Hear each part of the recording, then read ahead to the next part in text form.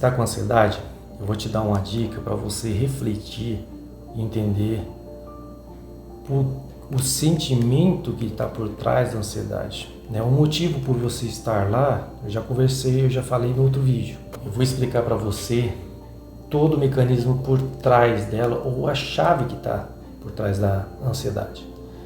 A ansiedade, ela funciona de uma certa forma assim, é muito futuro. Então a ânsia, deriva de ânsia, aquela sensação de estar num futuro, aquela sensação de estar num futuro irreal, um futuro imaginário, hipotético. Então, quando você está com ansiedade, você deve pensar assim, olha, o que acontece? A ansiedade, ela é uma previsão do futuro. Então, assim, a ansiedade, ela gera uma previsão otimista e pessimista do futuro. Quanto à visão otimista, a gente já reage muito bem. Num cenário positivo, você sabe o que vai acontecer, como você vai reagir se colocar num cenário positivo. É muito fácil, é confortável demais. Então você não tem medo dessa parte.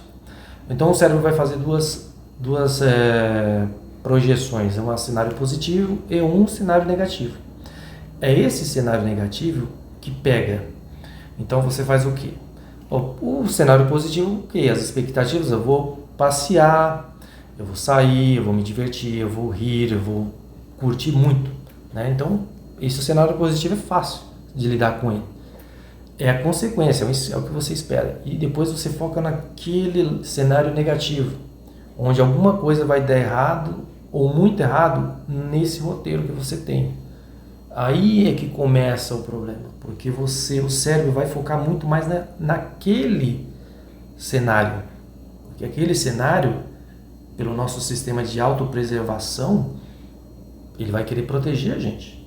Ele não quer proteger a gente de um cenário positivo, mas ele vai ficar muito preocupado nesse cenário negativo, que é o que gera a ansiedade. Então você começa a temer muito, a exacerbar esse cenário, você começa a amplificar esse cenário negativo até um ponto que você tem medo. Agora você para e pergunta, por que você tem medo? Esse é o problema. O medo vem igual em provas, o medo vem de você não estar preparado para lidar com um cenário negativo ou um dos obstáculos hipotéticos que você imaginou na sua cabeça. Então, o medo maior é não estar preparado.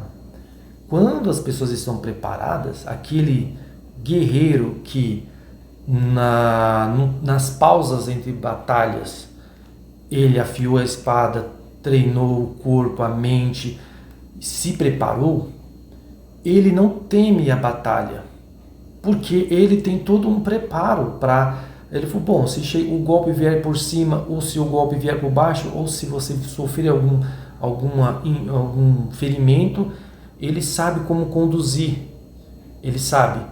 O guerreiro que tem medo é aquele que não está preparado.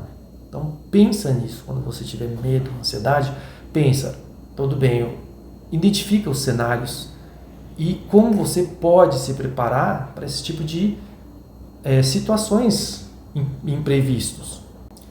Nós temos que nos condicionar a entender que, embora a gente tenha um projeto de ir para um ponto A até um ponto B, e aquele ponto B é o nosso destino, é o nosso objetivo, é o que vai dar o prazer da nossa jornada, a gente tem que estar preparado mais também para cheirar as rosas pelo caminho. A gente tem que degustar todo o momento e se estar preparado para isso. Olha, eu estava indo daqui para a cidade tal, lá ocorreria um evento. Mas aí você fala, e aí, se furar um pneu, se tiver trânsito, alguma coisa acontecer. Então, o que você faz? Se desespera? Perdi o evento. Ou você se posiciona e entende, olha, vamos fazer o seguinte, nessa escala a gente para, toma um café, aprecia a vista, conversa, a gente dialoga sobre algum problema, alguma coisa, escuta uma música pelo caminho, reflete. Quando tiver uma paisagem bonita e maravilhosa, você para, observa, respira, contempla a própria existência e a oportunidade de você estar vivo e respirando. Então, quando você faz todo esse exercício até chegar lá, quando você chegar lá e tiver uma experiência maravilhosa, ok. Se você não tiver aquela experiência maravilhosa, você não se frustra. Você não se frustra porque você aproveitou a viagem. Então, assim, o controle da ansiedade se dá muito nisso. Você fala assim, você ficar só focado, né? O termo foco, quando você foca em alguma coisa, você ignora todo o ao redor e foca naquela coisa. E às vezes é prejudicial, porque você foca ali e o motivo do seu foco acabar, como numa caça, acabou tudo, né? Então você tem que entender e colocar isso na sua vida assim, olha, eu tenho um foco e um objetivo, mas eu também tenho um percurso. E o que eu vou fazer no percurso? Como eu vou lidar com o percurso?